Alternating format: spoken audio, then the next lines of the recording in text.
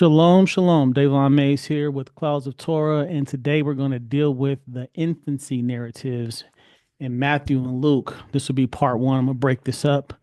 So let's dive right into this. So, as we know, there are two infancy narratives in the New Testament with Luke and Matthew that tell different stories. So, how important is the infancy narrative? Only two gospels have the infancy narrative. Matthew and Luke have these stories, but they are very different. John mentions Bethlehem once, but Mark does not mention Bethlehem at all. And we know Bethlehem is crucial to the New Testament approach to the Tanakh. These two gospels introduce Jesus as an adult with no mention of a virgin birth or going into Egypt or escaping from Herod, right? This is I'm talking about Matthew and Luke. John John and Mark don't mention anything about going into Egypt or dealing with Herod. Luke and Matthew make Bethlehem a main feature in their stories. Like I was saying, these are not eyewitness accounts or two perspectives. They are two different stories that could not have happened at the same time. The two narratives could not have been witnessed. You cannot be in two places at once. Luke and Matthew have Jesus in two countries at the same time, in a world where travel was not only difficult and slow, but also with the baby on board. Excuse me, even while she was pregnant, right? According to the story. Well, depending on what story you're reading. So if Joseph and Mary fled to Egypt from fear of Herod immediately after Jesus was born and returned after the death of Herod, according to Matthew, Luke's story of Jesus being circumcised 8 days later and Mary offering sacrifices for her impurity could not have happened 33 days later, according to the law, because this required them to remain in Jerusalem where the temple was. The Magi would have had to show up within 33 days to see the baby in Bethlehem before they went to Nazareth, according to Luke. The Magi, the Magi are only in one gospel. We will see if this can be reconciled along with many other problems. So now that I've laid out what I'm going to be talking about, let's read. So Matthew has no census, but Luke does, right? The census is how Jesus ends up in Bethlehem in Luke, but Matthew has nothing to say about a census or how Jesus arrived in Bethlehem. Luke 2, 1 through 7. And it came to pass in those days that a decree went out from Caesar Augustus that all the world should be registered. This census took place while Quirinius, I think I said that right, Quirinius was governing Syria. So all went to be registered, everyone to his own city. Joseph also went up from Galilee out of the city of Nazareth into Judea to the city of David, which is called Bethlehem, because he was of the house of the lineage of David. Side note, you notice it only says Joseph was from the house of David, not Mary. So when Christians try to tell you that one account is giving Joseph's lineage and the other account is giving Mary's lineage, that's not true because that's not what it says. Verse 5, to be registered with Mary, his betrothed wife, who was with child. So it was that while they were there, the days were completed for her to be delivered. And she brought forth her firstborn son and wrapped him in swaddling cloths and laid him in the manger because there was no room for them in the inn. So if you have to go to an inn, that means you're probably not from there, and obviously no families there. Nobody took them in. They had to end up in a manger, which is basically where they feed animals, right? So born in a house or a manger. Luke 2, 6 through 7 says, so it was while they were there, the days were completed for her to be delivered, and she brought her firstborn son and wrapped him in swaddling cloths and laid him in a manger because there was no room for them in the inn. Matthew says in Matthew 2, 10 through 11, when they saw the star, they rejoiced with exceedingly great joy. And when they had come into the house, they saw the young child with Mary, his mother, and fell down and worshipped him. And when they had opened their treasures, they presented gifts to him, gold, frankincense, and myrrh. If they if they are native, got a typo here. If they are native to Bethlehem, why would they be in an inn? Right? That means that they clearly had to travel there. If they are visitors for the census, then staying at an inn makes sense, right? But Matthew's account says nothing about no manger. In Luke, it says he was, she brought forth her son and wrapped him in swaddling cloths and laid him in a manger. They have a house in Matthew. In Luke, they don't have a house, right? They're staying at some inn. So oikia, here's the usage in 36:14 in the Strongs. The Greek word oikia primarily refers to a physical structure or a building used as a dwelling place, commonly translated as house or home. It can also extend to mean household, encompassing the family or those living within the house. In the New Testament, oikia is used both literally and metaphorically, often symbolizing a place of safety, community, and familial relationships. Doesn't say anything about animals, right? This is a house, a dwelling place, community, safety. Fatne 5336 in the Strong's Holman Christian Standard Bible. Then she gave birth to her. Then she gave birth to her firstborn son, and she wrapped him snugly in cloth and laid him in a feeding trough, because there was no room for them at the lodging place, which you could say in lodging place. But again, it says feeding trough. Instead of a manger, it calls it a feeding trough. International Standard Version. She gave birth to her first child, a son. She wrapped him in strips of cloth and laid him in a feeding trough because there was no place for them in the guest quarters. So now, why would why would a manger be called? I'm sorry. Why would a manger be called a feeding trough? Because that's what it is. It's not a place for dwelling. Nobody lives where the feeding troughs are. Right? There was no place for them in the inn where people stay or the guest quarters. So they put him in this feeding trough. New Heart English Bible. And she gave birth to her firstborn son and wrapped him with pieces of cloth and placed him in a feeding trough because there was no guest room available for them. So clearly they're not in the house. There's no room in the inn. They got him in the feeding trough. Geneva Bible of 1587. And she brought forth her first begotten son and wrapped him in swaddling cloths and laid him in a cratch because there was no room for them in the inn. What's this cratch? That's the feeding trough, right? Proverbs 14:14, New King James Version. Where no oxen are, the trough is clean, but much increase comes by the strength of an ox. What is a trough? Proverbs 14:14. The footnote says a manger or feeding trough. So there's a distinction between a house, an inn, and a feeding trough. So which one was he in? There was no room for him at the inn, so he's placed in the manger. Matthew says he's in the house. How is that possible? There was no room for him at the inn in Luke, but Matthew got him in the house. How come Luke didn't say that? 5336 Fatne, corresponding Greek Hebrew entries. The concept of a manger is not directly paralleled in Hebrew with a specific word, but similar ideas can be found in terms like oi bay, oi, I'm not gonna say oi, but olive bed vav samik, a base, a bois. Not sure exactly how to say that. Ebus, ebes, ebus, ebus. I'm not sure exactly how to pronounce that, but meaning feeding trough or crib, as seen in passages like Proverbs 14:4. Usage: the term fatne refers to a manger or feeding trough typically used for animals in the New Testament. It is most famously associated with the Nativity story, where it describes the place where the infant Jesus was laid after his birth. So, ebus, ebis, not exactly sure how to pronounce that, but it refers to a feeding trough, a place for animals, right? Well, if they was in a house in Matthew, why would he have to be placed in his feeding trough? Doesn't make any sense. Lots of traveling while pregnant, right?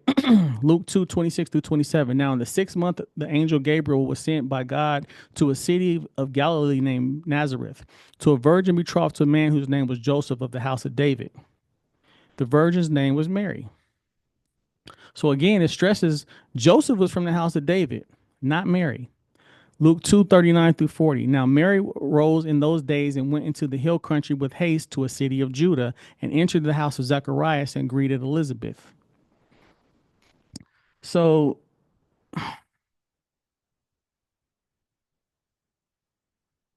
Matthew doesn't talk about any of this, right? Luke 2:56. And Mary remained with her about 3 months and returned to her house. So Mary's pregnant. She's going, she says, an angel was sent to a city of Galilee named Nazareth. So she went from Nazareth to Judah, right? It says Mary arose in those days and went to the hill country with haste to a city of Judah. So she's going from Nazareth to Judah. She stays there for 3 months and then she goes back. It's a lot of traveling. Maybe I'm wrong. Maybe she had a car. I don't know. Magi or shepherds. Luke 2:15 through 16.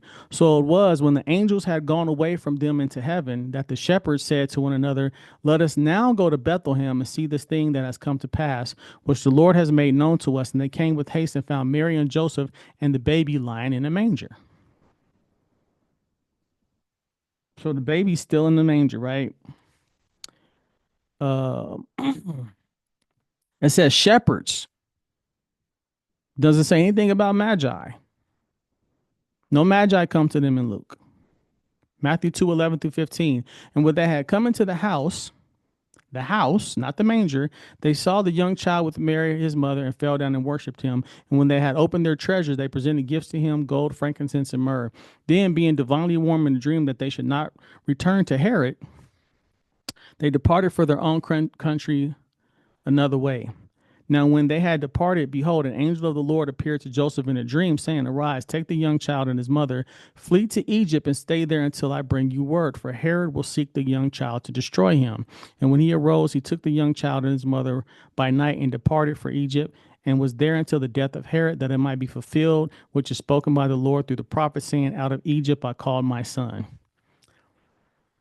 So we see a couple of problems here. For one, we got magi in Matthew, no magi in Luke. They're in a house, right? And then it's talking about fleeing to Egypt and Herod's trying to kill them. And it's trying to say that this is the fulfillment of prophecy. I have a whole book, and I got a video on YouTube, a short video, but I have a whole book on Matthew chapter 2 alone about the false fulfillment citations just in Matthew 2. The whole book, the whole chapter is full of false fulfillment citations. They claim it's a fulfillment of prophecy, but when you read the prophecy, it has nothing to do with what's going on here. This is a quote from Hosea chapter 11, but when you read it in context, Hosea is talking about Israel being idol worshipers. So unless Jesus is an idol worshiper, Hosea 11 cannot be about him. So you're going to have to, pick that apart yourself, but go check it out. So it says, when they departed, when the Magi departed, Joseph had a dream telling him to flee to Egypt. So either the Magi showed up and left before the shepherds came, or they were never there, because here's the problem. It says, soon as they left, he had a dream, and then that's when he was told to go to Egypt. But Luke has none of this, right?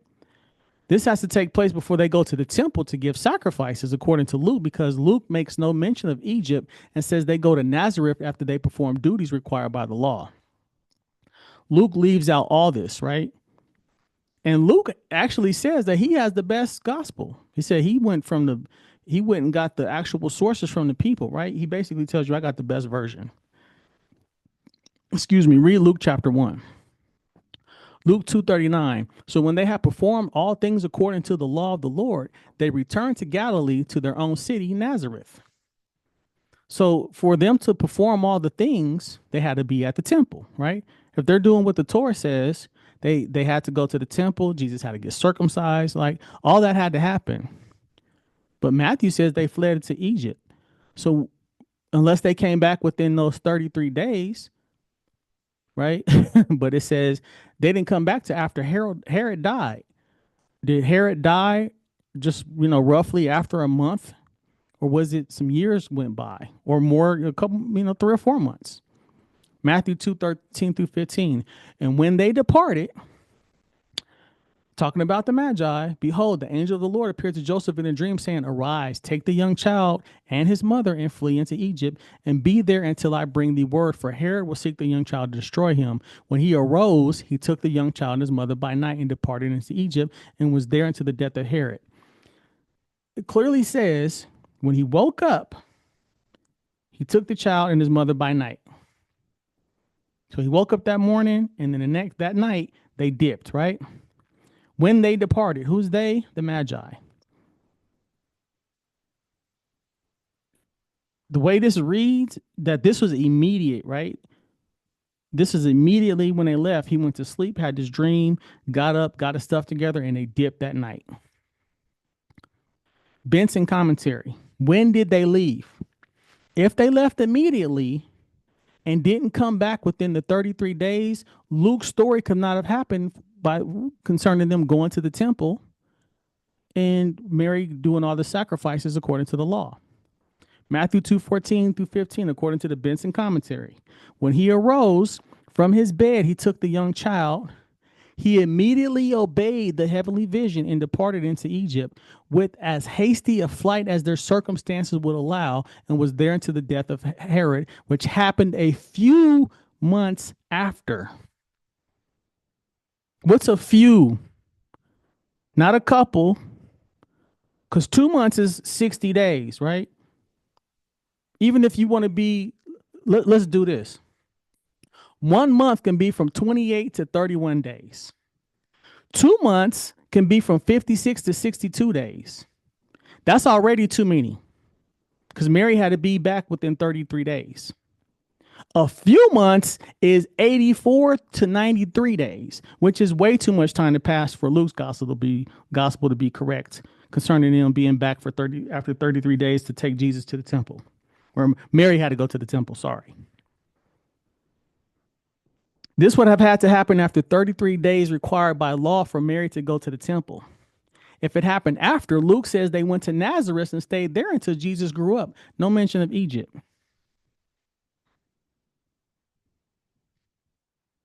Luke has no idea that Jesus was taken to Egypt and was there for a few months later, according to Benson commentary, which cancels out Luke's story of after 33 days, she went to the temple.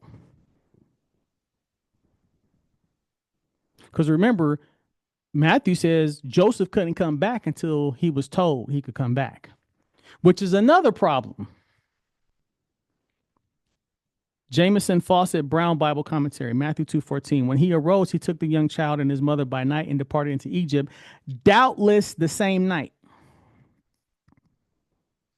No time went by, right? As soon as he got the word, he dipped. No time for the circumcision in Luke or the sacrifices offered by Mary in Luke. Unless technically they could have circumcised Jesus in Egypt. Technically, they could have. But they couldn't have gave no sacrifices at the temple according to the law. The whole story with Simon and all that in Luke can't happen. It can't happen. If it was doubtless the same night after the Magi left, because it says the Magi dipped out because they was told by Herod, or what does it say? They were warned by God not to tell Herod what's going on, so they left. Matter of fact, let's see.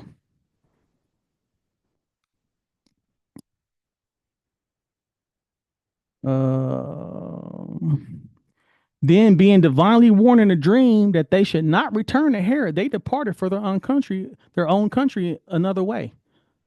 So according to Matthew, they left. They got a dream too, and they dipped. Then Matthew got his dream, or Joseph got his dream, and then he dipped. Right? So Barnes notes on the Bible, when he arose, Matthew 2:14 through 15, when he arose, having arisen, that is, he arose immediately after awakening from his dream and prepared at once to obey the command by night. Thus he showed his prompt obedience to the command, and at the same time so concealed his departure as to render himself and Mary and the child safe from pursuit. So according to these other Christian commentaries, Joseph dipped the same night or the very next day. He woke up from his dream, got his stuff together, and they was out that night. And according to, who was this? Benson, it says Herod died a few months later, which would mean Luke's version could not have happened. Now, Expositor's Greek Testament, Matthew 2:14, Joseph promptly executes the command before the day, indicating alarm as well as obedience. The words of the command in 2:13 are repeated by the evangelist in 2:14 to emphasize the obedient spirit of Joseph. So they going into the Greek on you, saying Joseph left that night. He woke up and dipped and came back a few months later. Luke's story could not have taken place if they were not there at the temple, in the temple area. They down in Egypt till Herod dies a few months later. And that's not me. That's not my commentary. There's a whole bunch of other reasons that you can't reconcile this, but this is just one component. So I'm gonna stop right there on part one. So just to let y'all know, the infancy narratives out the gate show you that these were not eyewitness accounts. You can't witness him going to Egypt and then Joseph saying, or Luke saying, Matthew saying that he went to Egypt, and Luke has no idea that that happened. Because whoever witnessed it left out so much. They didn't leave out little pieces. They left out fulfillment of prophecy that Matthew's talking about, Herod trying to kill people, Magi coming and bringing gifts. None of that's in Luke. Just some shepherds show up. Going to the temple, Matthew doesn't have them going to the temple because Joseph was scared to go back. And he had to go to a whole nother city. But we'll get into that next time. So with that, shalom, and we'll talk later.